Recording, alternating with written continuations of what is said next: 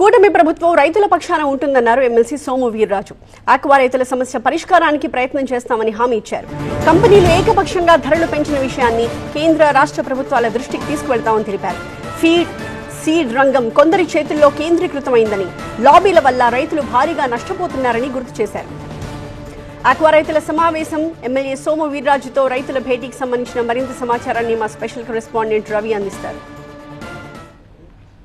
Feed ధరల పెరుగుదలపైన రాష్ట్ర వ్యాప్తంగా కూడా ఆక్వా రైతులందరూ కూడా ఆందోళన వ్యక్తం చేస్తున్న పరిస్థితి. దీనిపైన ఆక్వా రైతులు ఎమ్మెల్సీ సోము వీర్రాజుని కలిసి తమ గోడును వాదనను చెప్పుకున్నారు. దీనిపైన మనతో మాట్లాడేందుకు ప్రస్తుతం ఎమ్మెల్సీ సోము వీర్రాజు ఉన్నారు. సార్ చెప్పండి, ఎలా చూడాల్సిన అవసరం ఉంది?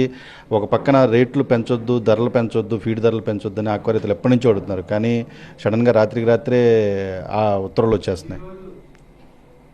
ఇది ప్రభుత్వం ఇచ్చినటువంటి ఉత్తర్వు కాదు. నేను ఇప్పుడే కమిషనర్ గారితో మాట్లాడాను. ఏకపక్షంగా రైతుల్ని ఇబ్బంది పెట్టే రీతిని ముఖ్యమంత్రి గారు అంగీకరించరు. ముఖ్యమంత్రి గారు రైతుల్ని ఇంకా ప్రోత్సహిస్తూ 70,000 కోట్ల ఆదాయాన్ని 1,00,000 కోట్లు చేయాలంటే ఇంకా కూడా ఈ రైతుల్ని ప్రోత్సహించాలనేటువంటి అభిప్రాయంతో ప్రభుత్వం ఉంది. ఈ రైతుల్ని ఇబ్బంది పెట్టి వెన్నుపోటు పొడవాలని లాభాపేక్షతో కొంతమంది వ్యవహరిస్తున్నారు. ప్రభుత్వానికి ఇక్కడ చెడ్డ పేరు తీసుకురావాలని ప్రయత్నం చేస్తున్నారు. నేను దీన్ని తీవ్రంగా ఖండిస్తున్నా. ఇప్పుడే నేను కమిషనర్ గారితో మాట్లాడాను. వారు అలా చేయడం తగదు, వెంటనే రైతులతో సమావేశం ఏర్పాటు చేస్తామని చెప్పడం జరిగింది.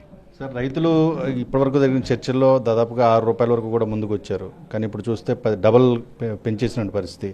కేవలం ఆక్వా రంగం మొత్తం కూడా కొంతమంది వ్యక్తుల చేతిలో ఉందనే విమర్శలు కూడా వస్తూ ఉన్నాయి. ఎలా చూడాలి దీన్ని? ఇది వ్యాపార రంగంలో సహజమైన ప్రక్రియ.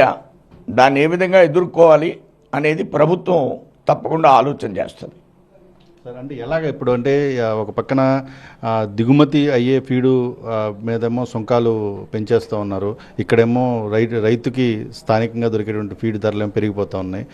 అటు కేంద్ర ప్రభుత్వం, రాష్ట్ర ప్రభుత్వం కూడా, కేంద్రం కూడా సహకరించాలని చెప్పి ఇప్పటికే సీఎం చంద్రబాబు నాయుడు గారు లెటర్ రాసిన పరిస్థితి. తప్పకుండా కొన్ని ఇందులో కేంద్రం ఆలోచించవలసిన అంశాలు కూడా ఉన్నాయి. దాన్ని కూడా మేము దృష్టిలో తీసుకుంటాం. త్వరలో కేంద్ర ప్రభుత్వ పెద్దలను కూడా ఈ విషయంలో కలిసి వారితో మాట్లాడి ఏదైతే తైవాన్ నుంచి వచ్చేటువంటి ప్రొడక్షన్ ఉందో, మీల్ ఉందో,